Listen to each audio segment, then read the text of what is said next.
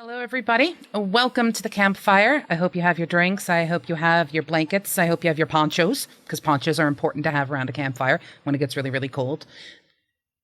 It's Pseudo, yes. I am joined by my co-hostesses. Co-hostesses? I'm not making you... My co-hosts with the most.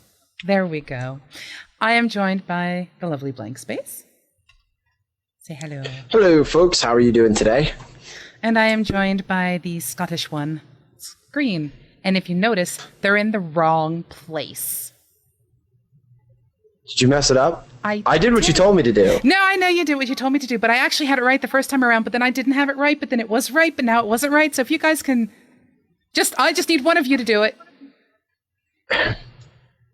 Not it. Okay, Screen. Come back, Screen. With all this and us being hostesses, you better get us dresses. Yep. Oh, what kind of dress do you want? Nope. You just said you wanted a dress. I changed my mind. It was that quick. I'm sure Vikings wore skirts, dear. It'll be fine. Well, this is what I'll tell you. If for healing over time, once we reach our middle ground, it's $2,500. I'll put on a dress for 1 hour. That's what I normally do. So I demand sequins. I don't give a what it is. I'm just saying. As soon as we hit the halfway mark, they get an hour. Because that's what we did for Elden's game. So that's what we'll do for healing over time. Right, so if you legitimately don't care what it is, the girls can ask for a mankini.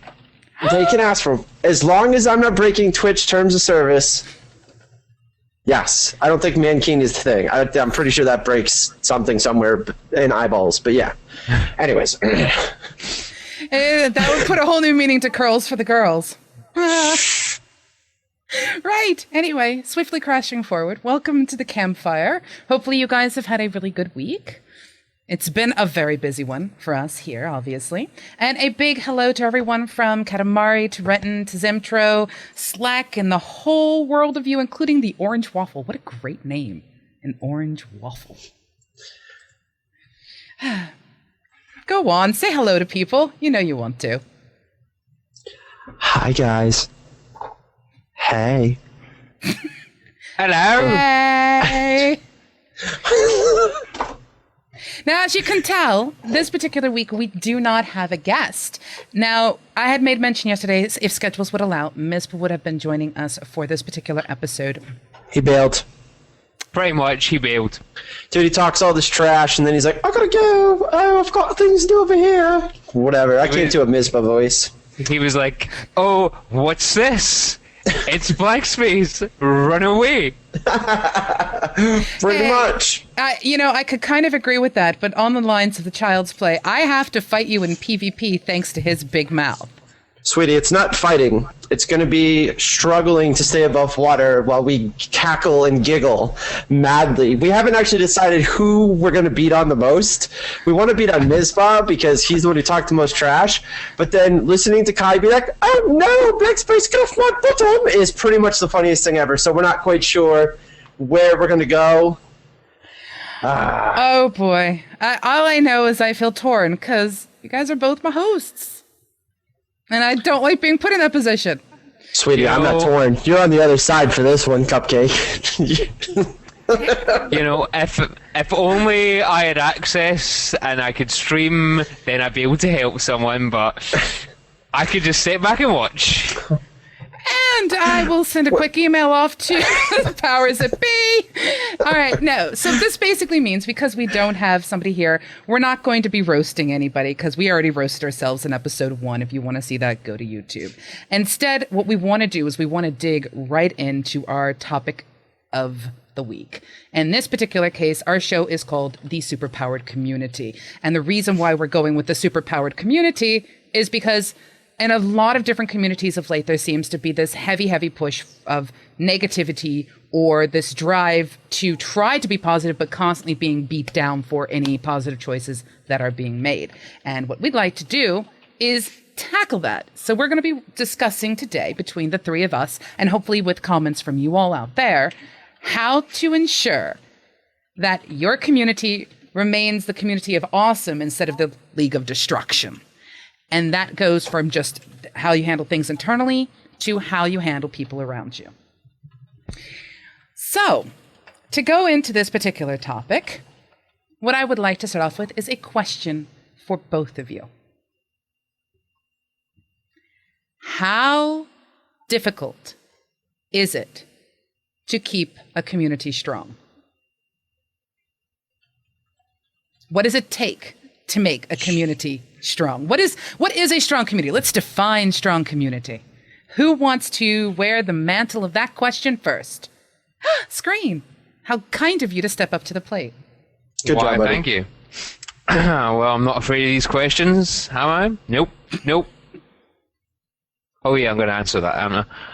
Not waffling for time at all. Oh, of course not. Okay, so no. How hard is it to have a strong community? It's incredibly difficult. Just define strong, because it can be different for different people. In your opinion, what is a strong community? A strong community? From my point of view, it's going to be a community that has some sort of stability over a long period of time. A strong community you're going to find is going to be a community that in the long run is going to form and support players to not only achieve their goals, but to define their friendships around their experiences within trying to achieve those goals. It's not just about beating the other guild. The community is bigger than that. It's about giving people the opportunity to do something they love doing it, and to find other people that love doing that with them. Strong communities will always tend to achieve that and achieve it well, and it can be incredibly hard to build a strong community. Really, when it comes down to it, it takes work all the time to build a strong community from the top and from the bottom. Really, it all starts from day one when you decide what you want to do in that community, in that guild, and knowing where you want to go with that, what kind of community you want to build. It then steps on through that, through recruitment. You recruit the right people, then that makes life so much easier when it comes to that. Having people that will support you, officers that will support you to do that.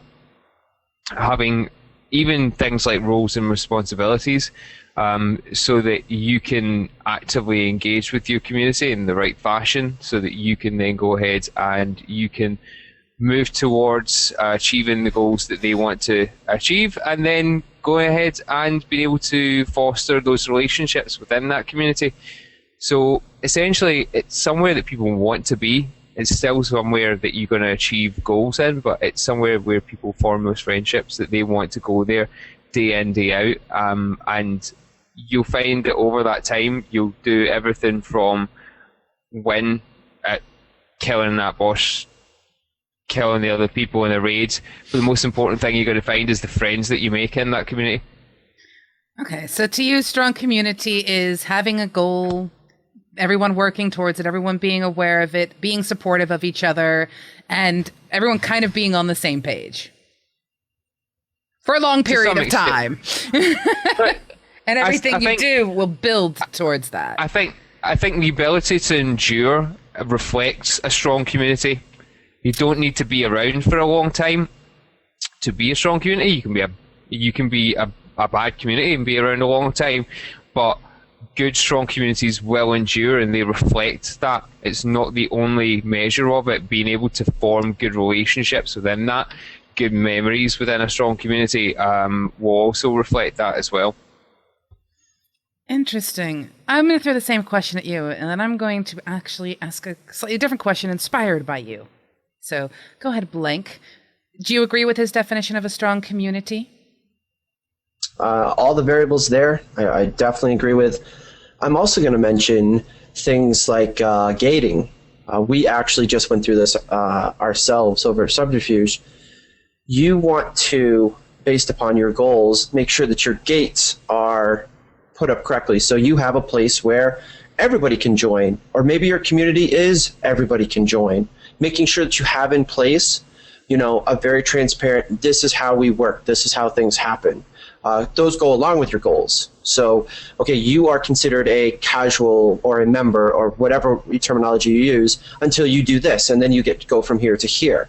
When everybody understands where those gates are and what they need to go from one to another, because it's not just one directional, it goes both ways. That helps a lot. And I had one more here for this, because everything else Screen said I fully agreed with. No, I can't. The biggest one I can remember was gating. I'm not quite sure what the other one was. It slipped my mind. He really did hit most of them, though. You talked about the test of time. I think that's what it was. It's adjusting to things, adapting and changing. If your goals change, being able to work around what that is, a crappy community, that was almost my first swear, won't be able to change. They won't be able to adapt to things happening, whether it's, a game changes or, a community manager leaves or whatever it is. A strong community, no matter how long it's been around, if they're strong enough, they're able to adapt and change and kind of be this moving organism that continues to grow and as it needs to thrive. So that was the last part I wanted to throw in there too. That will make it stronger. The ability to be like, okay, well, this game didn't actually launch. We were really looking forward to it. What do we do now? And then instead of people just falling apart and it implodes, you grow from it. You grow stronger and you move forward. So. Okay. See, I agree with all of you about what makes a strong community. And I think one of the other big defining factors is the communication. I mean, you were absolutely right. I completely agree that there needs to be a clarification of structure, a clarification of rules, a clarification of other things like that. But at the same time, I think that it needs to be very clear to everybody what's expected. I find it interesting you bring up gating, because most people don't think that there should be a gating process within a community. I firmly believe there needs to be one. There has to be some kind of almost stepladder so that you can put yourself into a community and understand where you go. Like, how do you become a guild leader for a community in a game? How do you become an officer? How do you become part of the recruitment process? What if that's just the way they're built, though? So, like, there are some where literally it's like, we take everybody, and that's their format. That's it. Like, they are just this big blob that just runs around that has no head at all. Well, one of the things. So there are those. There are communities like that, and there are guilds like that. But I think that they're not as strong as they could be.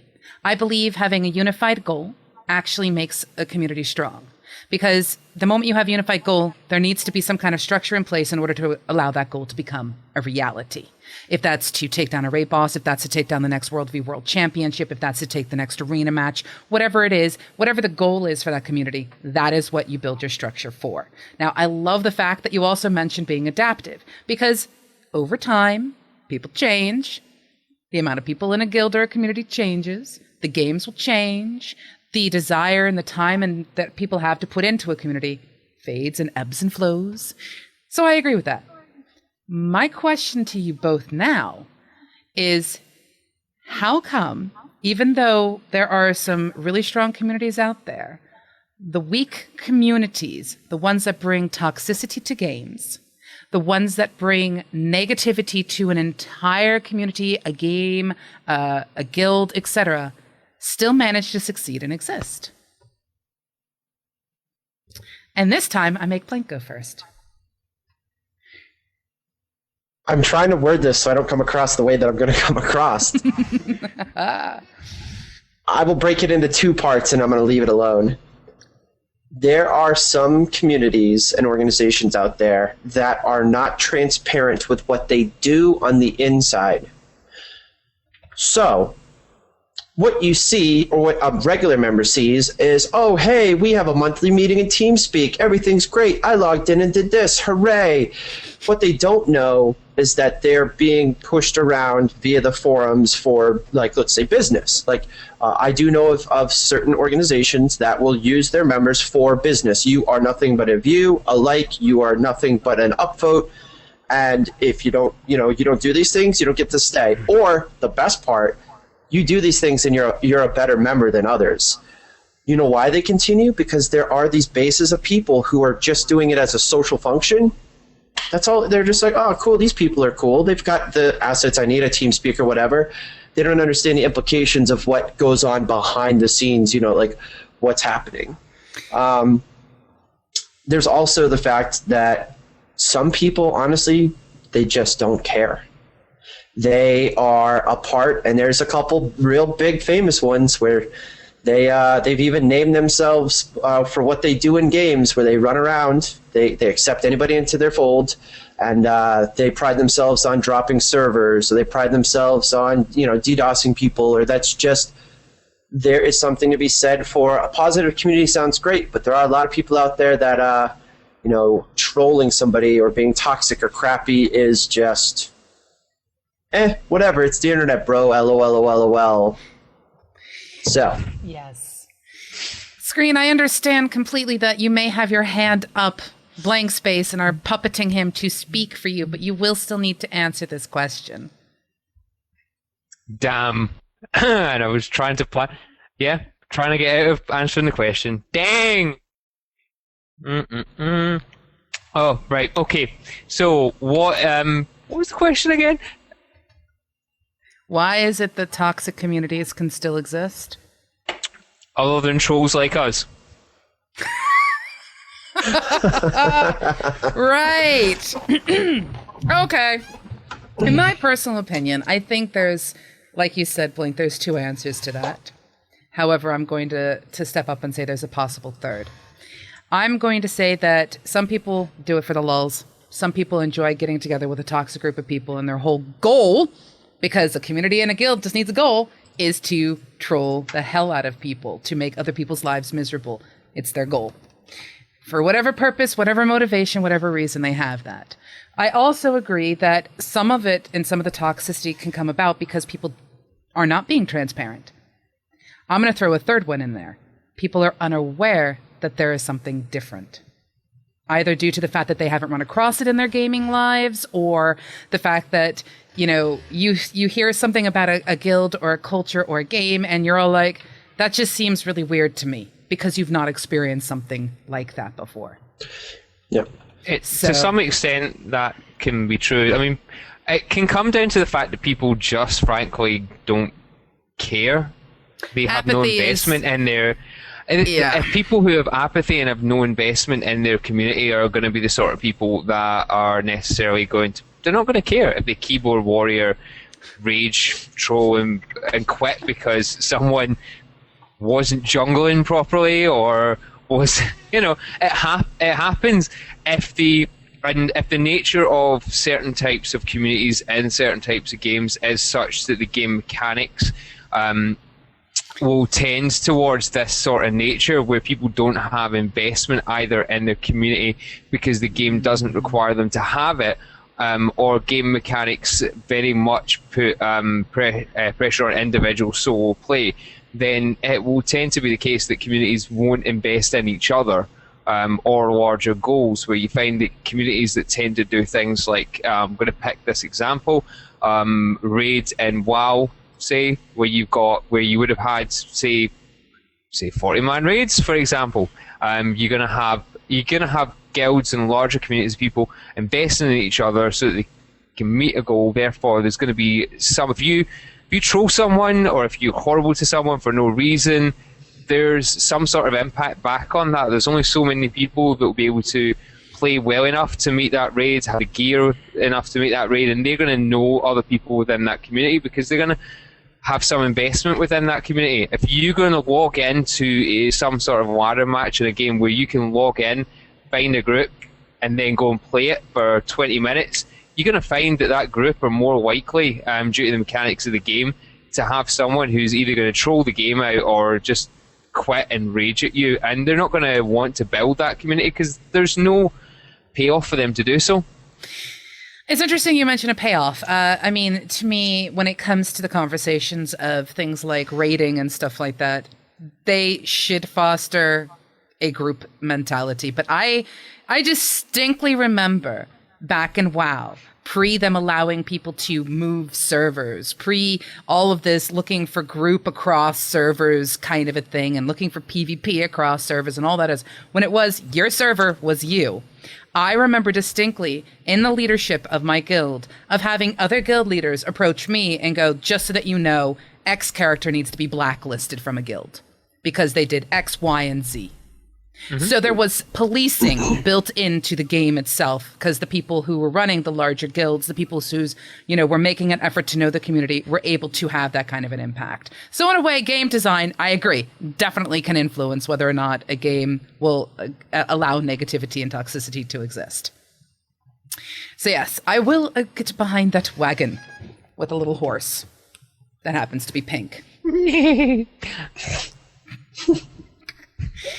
And I also want to state, Twitch chat, you can be so evil sometimes.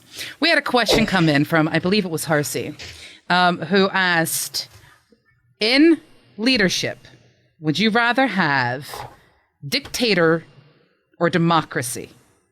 Now, I have an answer for this, and I've been making you guys go first. Do you guys want me to go first? Yes. Okay. For me, when I am looking at a guild, I would prefer a dictatorship over a democracy. I do not mind if there is a small collection of people who are responsible for making a decision, but I want one person who you designate as the one who, if anything goes wrong at all, it's that one person's responsibility, because they are the dictator for that guild. When you start allowing everyone to have a vote, there is so much skewing. I've done the democracy thing before of, hey, everyone can have a vote. Do you guys want to go raids on Friday? I don't know, man. Maybe, possibly, because it might interfere with my ability to go drinking. But maybe Joe, what do you want to do? I would rather have someone at the top who has no problem saying, here's what the rules are. Here is the way we're going to enforce them. This is the structure for what we have, and this is the structure for what we're going to do. And then if you like it, then you've got that community for you. The one stipulation I will make, and this is actually speaking from the experience of where I'm at now, is the people who sit at the top, the person whose responsibility needs to be willing to listen to any problems brought forth. If someone disagrees with something, they need to be able to go, I will hear any complaint you have. I will hear any compliment you have. I will hear you out. Just explain it to me. Don't just sit there and whine. Actually state, I don't like raiding on Friday because it interferes with my ability to get homework done. That is a viable thing compared to, I just don't like raiding on Fridays. Bring issues forward. So I put dictatorship as a thing, as long as they are willing to listen to everybody. But that's my thing. So who wants to go next on this one? I see the shifty eyes. It's blank. Yep, sure. I am in the same boat because I'm used to the business structure of everything, or the military structure, where there's a team leader, there's always somebody that's in charge, that's got to take the helm, that steers the ship, whatever that you want to use. So you might have a bunch of different people that do different things. And I like to put this in business, somebody that does art and marketing and public relations and sales and whatever. But there's always the guy who's like, okay, this is where all this is going. What can you guys do to make this work, and then push forward? I think that's normally the strongest and best way to do it for online communities. And as long as those roles are, developed on what, who does what and who's responsible for what, it's pretty solid. And the only time you ever have an issue, like if somebody, your leader leaves, you just have a vote of no confidence, goodbye, see you later. Replace them with somebody new. So the council idea is great, like a democratic thing, but everybody, it's difficult when everybody has their own perspective and opinion on an approach, and a lot of times it's hard to have people to step back and look at the bigger picture. Like if I'm doing just marketing, I'm like, oh, well, this is great for marketing, this is great for marketing. And PR guys say, yeah, but you sound like an asshole, we can't do that, we got to do this. If everybody's got that vote, it doesn't work. We got to give it to the guy at top who just wants the better numbers, or the better this, or the better that, or he wants success overall. So, anyways, I see, that's the thing. I mean, the council, I think, can exist there, but there needs to be one person at the end of the day who, when the buck drops, can overrule anything. Who says this decision is the decision, the council may have disagreed with me, but I'm going to go with this decision. This is what we are going to do. This is how we're going to do it. And I take full responsibility for it. That one person who is not afraid to literally say, I take responsibility for anything good and anything bad. And is not afraid to say, yo, I screwed up. I picked the wrong thing. The people who are able to do that, I think, can make brilliant dictators without being too much of a dictatorship. I honestly think that when it comes to a really solid structure, and we're going to have a really fun guest on from a guild that is pure military structure very, very soon. But in my opinion, I think the guilds that I feel are strong, the communities that I feel are strong, are part military, part business. Somehow blending the two into a structure and into an organization that gives security to everyone at the bottom and support to everybody at the top. And that just looked really weird. Yeah. Go ahead, Screen.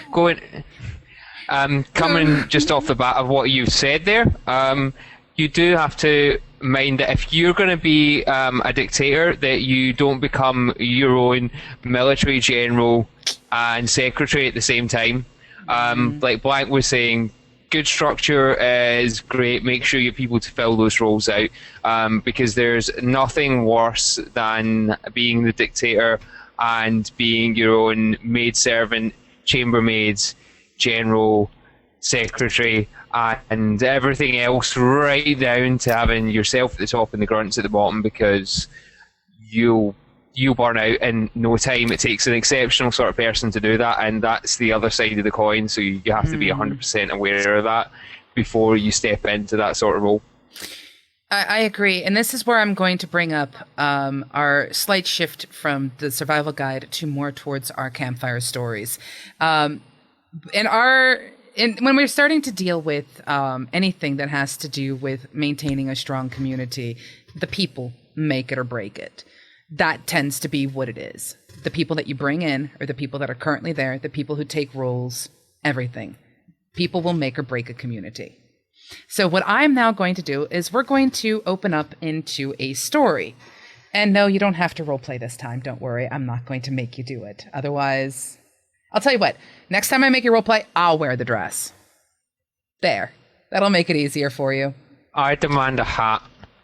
You demand a hat. I'll see what I demand can a top. Seconded. Yep. And I overruled the two of you. You'll get t-shirts instead. Anyway. Is that some sort of leadership structure we've got going on here? Actually, I'll PvP you for it, sweetie. No. That's actually, that's a good point. If you want to take over for what it is that I do, I could easily distribute my workload to you. That wouldn't be a problem. I'm already someone's secretary. Are you kidding me? I'm an executive assistant. I'm a personal assistant. It just goes all downhill from there. But anyway, the scenario for this particular week is something that has been experienced by me. So I am bringing my own personal scenario to the table. Like I said, back in the day when I was a part of the community pre-server crossovers, pre the ability to transfer characters, etc., when I was involved in a guild, we had somebody apply to my guild who they weren't currently, running around with a tag of a very toxic guild under their name. They applied to join my guild because they wanted to be in a different guild. Now, they hadn't had that tag underneath their name for a couple of days. And it was noticed because this is somebody that people had seen running around before. Because anytime you saw this guild tag, people seemed to want to remember who was in that guild because of how toxic this guild was.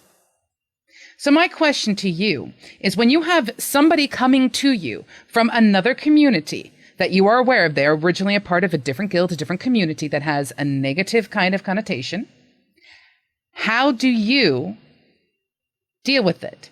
Do you just apply what would be known as, oh, you just are automatically previously a part of that guild, so you're screwed, you're completely blacklisted on this server by everyone that I know, will have absolutely nothing to do with you? Or Do you handle it differently? Do you try to figure out if this person is a spy? Do you try to figure out if this person is actually trying to shake it because they were unaware that some crazy stuff was going on? They were part of the grunts who knew nothing about what was being done to them, and they were just running around and getting the flack, and that's why they decided to leave. How do you, as a guild leader, find the answer to how or whether to not let someone join your guild based on that? I think me and Blank are going to have slightly different views on this at that point. I'll let you go first, Scream, because I realized that I've totally screwed up the bumpers today. So unfortunately, which screen is it that's going first? Your screen is going first, but apparently I'm going to have to fix it in post-editing so that Blank is no longer Screenager and you're no longer Blank when Blank goes to talk. So I do apologize to everybody who's listening. I'm not trying to confuse you. Yes. No, blankety blank. My brain just imploded. You should post edit him to blankety blank. Anyway, I think this sort of situation comes down to a bit of common sense and a bit of balance, really, at the end of the day. You would hope that someone that's previously had a toxic guild tag under their name, which we had Neon. We had guys from a fairly well-known toxic guild, from a guild lead that's still playing on that server years after it's out, because he won't venture into another game now. Probably knows who he is, but anyway. And basically, they only wanted to leave the guild because they didn't want the drama. They actually were unaware that the guild lead was such a total and utter moron. And when they found out, they wanted to leave, wanted to find another guild.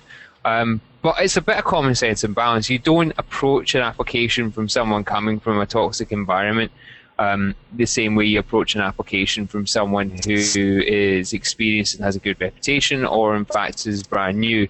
You know there's potentially toxic consequences of bringing something like that into a guild, so you do things like you check around with other known guild leaders that you know, or recruitment officers, to see if this person has a history that you're not already aware of. You generally check their behaviour, you check with your own guild, you take feedback from your own guild and the players that you play with. You speak to any guild leads that you have to speak to within your own guild. So if you're a recruitment officer, you speak to your guild lead. You don't take that sort of application lightly. You do things like you extend trial periods. It's all common sense stuff. People they'll probably get a proper grilling as well in an interview. And that happens. Would you grill them about their previous guild's toxicity in the interview itself? 100%. You've got, like we've said before, and like Blank said today, you have to be transparent. If you're not transparent, then things will come back and they'll bite you. So if you have to grill them about that, then fair enough. Okay, you warn them that you're going to do it, but you have to do it. The hard questions have to be asked when you come from that sort of environment. If it's a total troll-faced guild leader that's been trying to screw things up, then clearly you say no. It's common sense stuff here. If you, from your experience, hopefully, as someone who's recruiting people, look at an application and you think the best of it, then you take damage limitation steps. You speak to people, you find out about this person, you find out their motivations, you find out why they're leaving, you find out what they know about the situation with their toxic environment, and you extend things like trial periods, and you ensure that everyone is completely aware of what's going on and you are 100% transparent about it. People can deserve a second chance if they are willing to earn it, and that doesn't necessarily mean that everyone that goes into a toxic community instantly does anything that requires them of a second chance, but unfortunately the community you're in will stay with you. So if you are coming from a toxic community into wanting to enter one that's got a better reputation, you're going to have to expect that people will approach you as such, and you are going to have to jump through more hoops. But hopefully those guild leads and those recruitment leads will be able to see past that and take the relevant steps that will allow you to move away from that sort of situation. Right. Demon Kitty Plays says taking a good hard look at their app is very telling. And I think in some cases that is very true. Although I have seen and heard of horror stories of apps that were exceptional. And it was only after just a quick internet search for this particular person's name that they found a post in a different guild's forum saying, I'm going to be applying to these people just because they can get the fat loots. I'll be joining you guys back real soon, hence the spy syndrome. But that was a Google search. So you really do need your recruitment officers to step up to the plate and do a little bit further digging than just reading an app. But I agree, taking a good hard look at an app can be very, very telling. I also think questioning people on what they put in their application and not letting them see what they put is also another good way to go. Because then you can tell whether they were just filling something in on the fly or whether they were speaking some truths. Now, Dross to Blood stated, talk to them, analyze their app, look at what others say about them, and then make a judgment call. Now, so far you've heard a little bit about how I view it because I kind of agree with Screen here. Blank, do you agree with your co-hosts? Yeah, but we take it a little bit more seriously. This is going to be one of those ones where you might get a piece of mail because it'll be pretty funny. We have a bot that scrapes the internet for people's names. We have a bot that scrapes old certain websites to look for achievements. We have a couple different tools that we use to confirm or deny or disprove people's things when they put them in applications. So that helps with certain things, just in general. So there are tools out there for, guild leaders that are getting applications that look When it comes to this specific instance about somebody joining, apply, because they may not join based on what you do. But let's say, they were part of Toxicity. That's the name of their guild, Toxicity. And they're trying to join. Well, we have several different layers. And I think that's your best defense. You have, application screening. Where if you have good questions, you're going to have a lot of information on there. It's going to explain why they're leaving, when they left, how they are as a gamer, et cetera, et cetera. Then hopefully, for us, we bring them in and we have an interview. And in the interview, we ask questions. Like people are like, that was like a really hard interview. That was like harder than going to get a job. And we're like, well, the people we keep here, it's important. Like we want to know.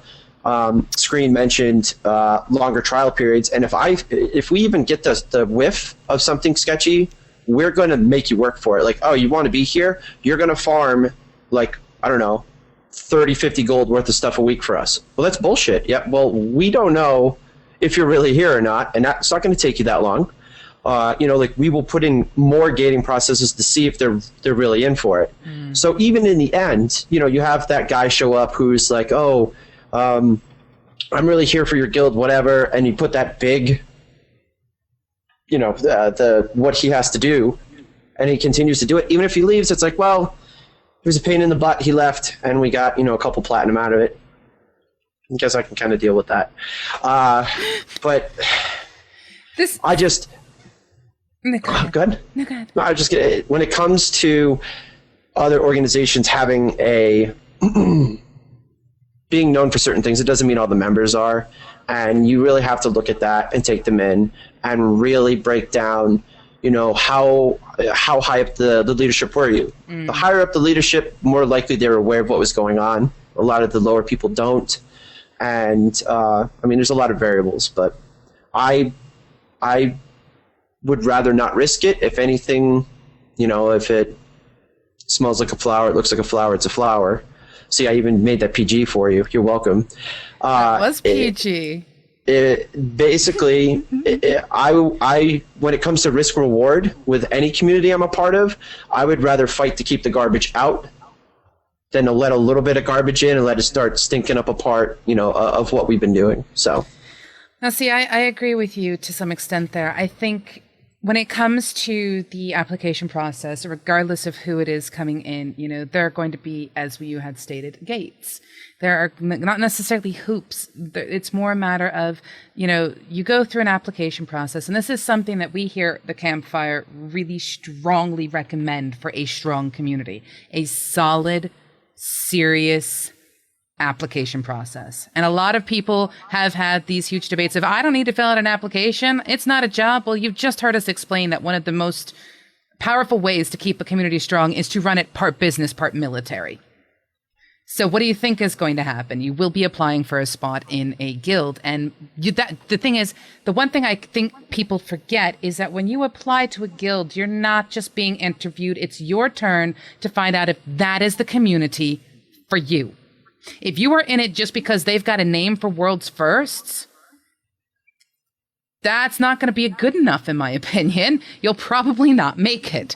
If you are in it because they are pushing those World Firsts like you want to push those World Firsts and you are putting the effort in and the work in and you know what's going on, you can find a community for you. Yes, I know it's kind of iffy. I'm trying to move things along to wrap things up. It's incredibly complicated only because human nature is weird. That's all I'm going to say there. What I will also add, by the way, is if you have found yourself in an incredibly toxic guild, be upfront about it. Just like you expect us to be very, very, very transparent with you, be transparent with us. But be expected to go through those hoops. I have in a guild before said to somebody who has come in, look, you don't meet this specific criteria, but we think you're cool. We're going to give you a chance, but understand that you are going to be under more scrutiny than anybody else is because of this one X in your column. And that transparency has helped. But that person then knows you're going to be watched like a bloody hawk. And if that doesn't deter people away, there you go. However, I will state there are some communities in EVE that actually thrive on that whole entire espionage thing. So it's crazy. It's one of the reasons why I can't do EVE corporations, because it goes against the grain of who I am as a person and a community person. Because if I let somebody in my guild, I want to be like friends with you, man. I don't want you to turn around and stab me in my back. That's going to hurt. I don't want to experience that. And yet there are some people out there who just consider that another part of the game. So it's, this is more or less for those non-EVE communities that we're trying to discuss things for. Yes. Yes. So let's see. Was there any particular questions that I may have missed as in the chat room that you guys might have picked up before I start to... There was one that said something about, never farm. Blank, you're great, but I'd never farm gold for a guild. That was my explanation of another gating process you could use for somebody that you're unsure of. It's not like you have to join my guild and then everybody turns into a farmer. Gold farmer? No, it's farmer. like we don't know you. So I used farming. We've done things before where we had a guy help back when I did first-person shooters. Like, his job was to do all the logs for us, or to like, you want to be here, you have to prove it. And so that's what I was talking about with gating. Whether it's waiting for a raid spot or trying to prove yourself that you're actually there, there's different ways to do it. So necessarily doesn't have to be gold. Sometimes it can be... hey, your job is to go bump this post. You really want to be here. Can you bump this? Or whatever it may be to show that they can take some time for your organization. I'm not coming up with really strong ones right now because I haven't had one. Like, it just hasn't been a thing for a while. But see, that I'm noticing for myself in today's current age, for me, it's probably going to get worse. It's at a lull right now because my guild is not recruiting currently. And yet I know the moment we open the doors, we are going to get a ton of applicants. And I am one of those people who gets to sit there and go through the applications and decide, do we even want to take this to the next step, which to us in our gating process is an interview. So it's sort of, I'm waiting for the storm. This is the calm before the storm. And, with that in mind, I'll do everything I can to fight to keep ourselves strong. But that's me. What I'm going to do, though, is I am going to let Screen. Oh, my God. Screen. I am picking on you today. Think this is picking on me? You're not using a stick yet? Yes. Well, what I'm going to have you do is talk about healing over time. Ooh, I've got cards for that, actually. Which I'll have to send out. Yes. Okay, so healing over... Oh, just reminding me I've got an email to reply to about that as well. Thank you. Glad I could help. I actually, honestly, haven't... I've too many things. Okay, ladies and gents, so Healing Over Time is a fantastic charity event that's going to be going on around about the end of March. We expect, if you go to, it's www.healingovertime.org, isn't it? .com, correct. Yeah, that's correct. You'll find that all the information you require will be there. It's going to be a 24-hour charity gaming stream made up of a number of our lovely faces, or not so lovely. You can go ahead and put something over the screen, just listen to us in the background. It's fine. Essentially, what we're going to be doing is we're going to be streaming games for 24 hours, some with each other, some on our own, and hopefully we'll all remember to turn our webcams off afterwards when we go for some private time. Have you forgotten to do that? No, never, thankfully. You know someone who has. I'm on the internet, haven't I? Fair enough. Fair enough. Yes. Anyway, getting back to Healing Over Time, if you go to the website, you'll find out more about Child's Play, which is a fantastic charity we're going to be raising money for. You can come and watch us play, or as I said, not. You can come and possibly join us playing in some of these video games as well. There's going to be some exclusive previews of stuff that I probably am not allowed to talk about right now. Potentially going to be some prizes to give away as well to people that are going to be donating to us. So go to healingovertime.org, have a look. You can, if you want to, you can start donating now. The more we get, the better for Child's Play. Yes. We've actually got some donations right now, but bring more. Help us reach the goal. Mm-hmm. And you can find out more about our sponsors, the people that are involved, and if you want to contact the people that are organising it, the fantastic Tasha, who was on our stream last week, then you can get in contact with them there. Anything that anyone can do to help us make more money for Child's Play is always appreciated. Mm-hmm. So that's Healing Over Time. And in actuality, tubes, as I come through here. Ta-da. The Healing Over Time event is going to be sort of kickstarted next week.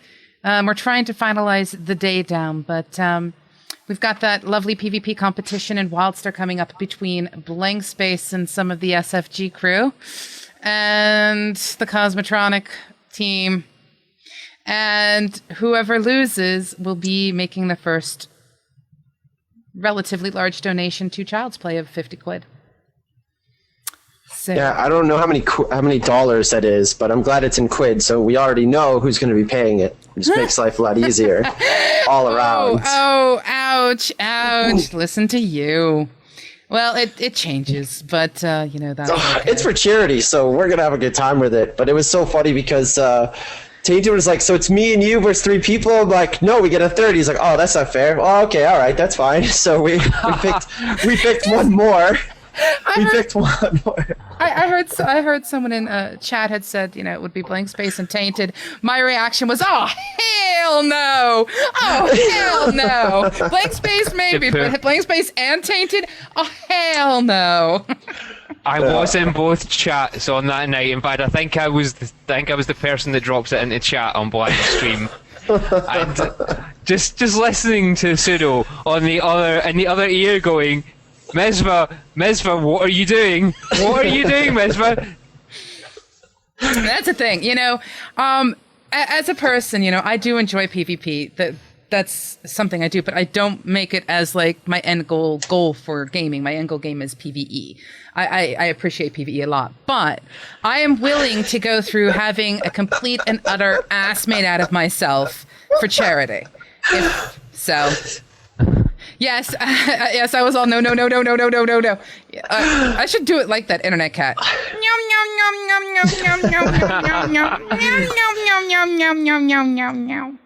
Might have a little bit of experience with PvP. You? Experience with PvP? Really? Tainted might have a little experience with PvP. Oh, goodness. Really? It'll be fun. It will be fun. It will be a lot of fun. In fairness, You know that they're going to beat on Mizpah pretty much the whole time. It's fine. Oh, no. See, that's just it. I totally expect them to go, let's just kill Pseudo so that she can just sit out and we'll just go then after Kai and Miz. So I expect them to take me out first, to be perfectly blunt. We haven't really decided yet. All we know is like whether we're gonna chase Kai around for like a really long time, just the way she talks. It's like that highlight she put up was like Blankspace cuff my bottom. I'm trying to heal. Oh no, I'm dead. Oh, Blanks. It was too much. I couldn't even. I was just laughing the entire time. So I'm like, Tainted, how are we going to do this? I'm like, do we just kill Mizpah and let him just sit there the whole time? Like, what just happened? You know that face people make when you're just like, I just got hit by a truck. What? So we're like, so we smash him and then like chase him around for fun, or like, we're not quite sure, but it will be a good time. Juke City will happen because Tainted's like, I want them to try and chase me so we can get them to chase me and juke all three of them. We've got some good plans. You can't challenge people that love to do this stuff and not expect us to make a wonderful time out of it. You understand I'm not the one who came up with this challenge, yes? Sometimes, it's good to be the boss, because he's just like, you guys are going to do this. What can I say? It'll be an entertaining watch if we can find any way to monetize it. We'll open a book. Yeah, we'll take bets. Someone on it. did say that we should sell tickets to the event. I'd rather people just watch and donate to Child's Play. You got it. That's what I want. I want people to see it and go, oh, isn't that adorable? They're dead. I'll give them a little. Just a little. Here you go. Because every little bit helps. Make sure to bring some money so you can res in place. Just so you can do the first one, res in place, okay? So that way you can pop back up and give it a go again. The thing is, I totally expect me to die first. So then you guys can chase Kai around because Mizpah has no clue what he's doing. By the time he realizes that you guys are attacking Kai, he's going to be on the other side of the map going, I'm lost. And I'm just going to be dead, sitting there for the rest of the entire time, just going, yeah, da da da da da da. No, you get to res up. You get a Yes, I know I can res and one up. Yes, I am aware of that, and picking the right time to do it is kind of important. But I just totally hit it as soon as possible. First. Just as soon as you go down, you hit it, so you come right back up. That's the best way to do it. I'm giving you some pro tips right here. How is it the best way when you know damn well that would be something I would do? No, you plan when you lift yourself back up. I mean, I've got 5 minutes. Go on, get your trash talking in. I'm good. I don't need trash listen, talk. It's for charity. We just know what's gonna happen. It's for charity. It's all a good time. So we're all good. And in response to you, Dross to Blood, when it comes to my guild leader, there is a reason why guild rule number 1 is do not follow Mizpah. So, wow. Well, that is we. Sorry, I'm getting that through my head. Like PvP guild, like the number 1 rule is always follow the guild leads, even if he's going the wrong way, he's going the right way. Exactly. That's the thing, and our guild. You will live in your guild leader's ass. See, I agree with that, but not in our guild. And in fact, even when we have our get-togethers in a public setting, we specifically make certain that other people are walking ahead, and Mizpah's usually following behind. And it's usually the responsibility of one of our guild members to make certain he stays with the group, or else we all get phone calls of, "Where'd you guys go?" He gets lost. He gets lost really easily. This is why you don't follow him.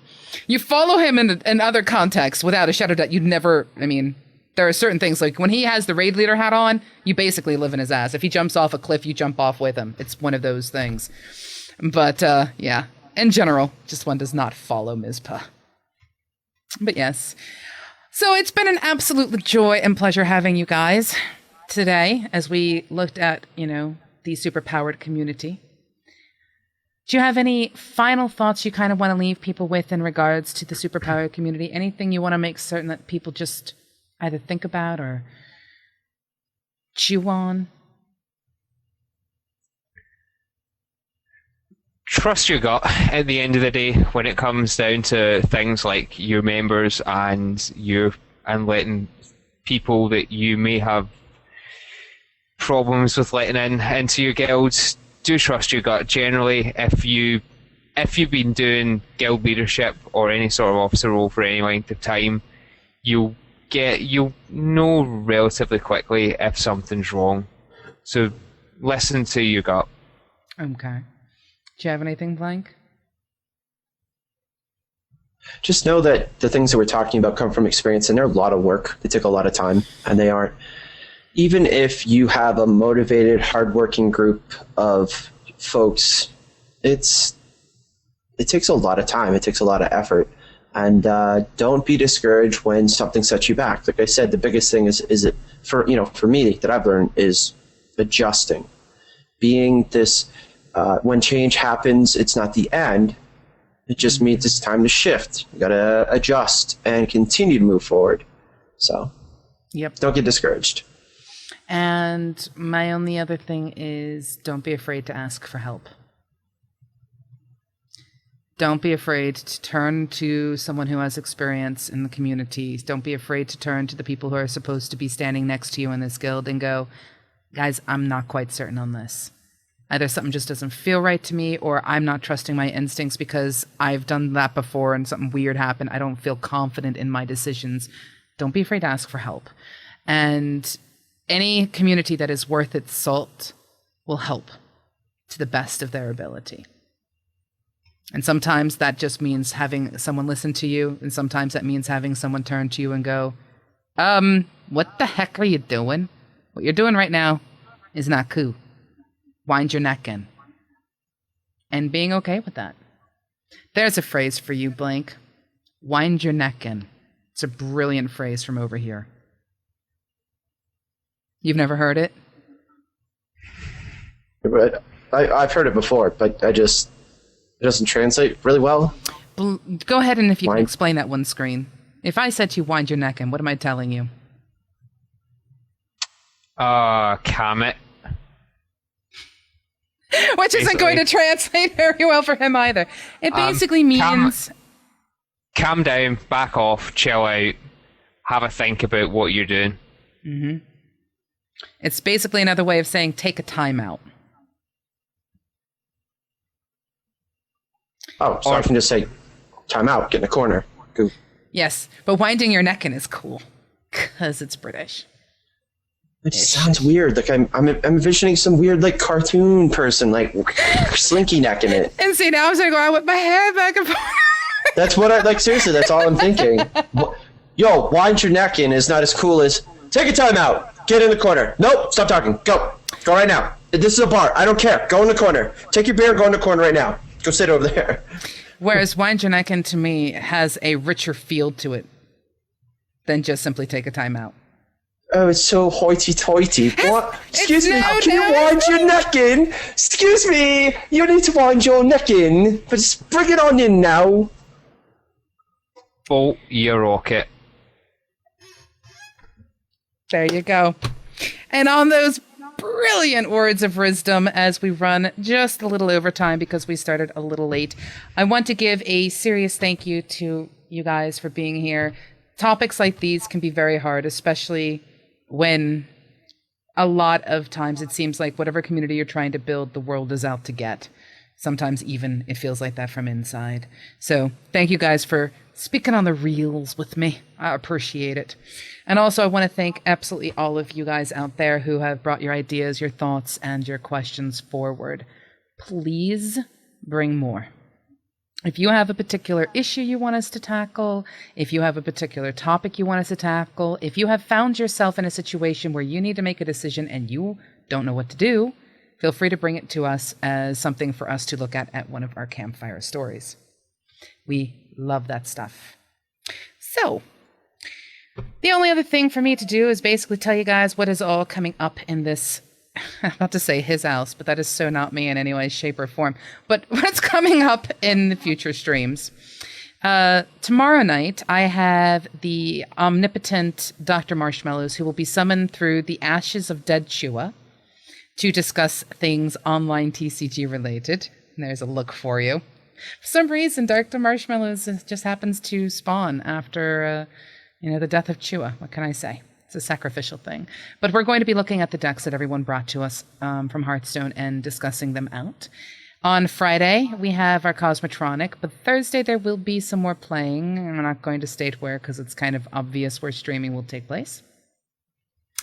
And then next Monday, we are going to be tackling raid skill development in the MMOBuff podcast itself. Next Tuesday, though, I will hopefully be joined again by these two amazingly gifted vocal individuals in the community who, might I add, I firmly believe help to empower communities with their day-to-day actions, which is one of the reasons I asked them to be here. And basically, it's me just saying hearts to you guys, and go ahead and say bye-byes. Pumpkin hearts. Short bus hearts. Shit, whatever you want to call it. You know, we almost made it all the way through an entire episode without a curse word that I actually have to bleep out, and you just brought one to the table. Who did it? Scream! You! Really? Ah! Yeah! I didn't even realize I did it. Oh. So basically, It comes naturally. it does come naturally. Way to go. I'll give you one. Oh, Jesus. They're right next to each other. They're on top of each other. Couldn't you guys just have said something along the lines of you Cossacks? It would have been No, so because I much probably would have easier. said the actual word. But a Cossack! What? No, see, if you say it again, I'm gonna try to say it. I'm gonna say the wrong word, and you're gonna be like, "I don't bleep something else out, Blake. Way to go." Can So we say tailbone? Are we talking? Or are we talking about the tailbone, or are we talking about Cossacks? Not really sure. She keeps talking about coxes. I'm not sure. You know what? Screw it. I'm just gonna leave it at screw it. Just Screw it. And now somebody on YouTube's going to get mad at you. Yes. Damn those Ukrainians! Yes, Doom Kitty, you are absolutely right. The Cossacks. Wow. I feel so blessed, so loved, and so appreciated by you all. I do. You guys, yeah. But,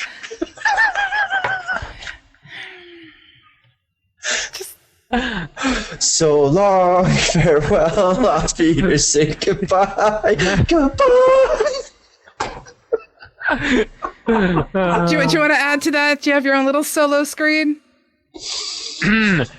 No. Are you sure? Because otherwise I'm going to have to use him in another quick bite singing. Do it. Do it. Don't care. Oh, come on. I'm hoping to get Screen to sing one of these days just so I can throw it there and just like be like... I am not allowed to sing, and he doesn't give a Cossack. Yep, I don't give any. all those Listen, cares, he left them over in Ukraine. I don't give her Ukraine. My back is killing me. I'm gonna have to scratch my coccyx here in a second when I stand up. You leave those Ukrainians alone. Oh, Bye, man. everybody. Yes. Bye, everybody. I'll see you next week. You guys make my life hell, and I love you for it, just so that you know.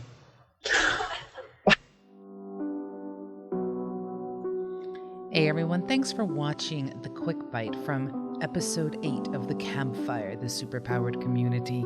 If you like what you see, please click like, please share, and of course, please subscribe. Toodle pip.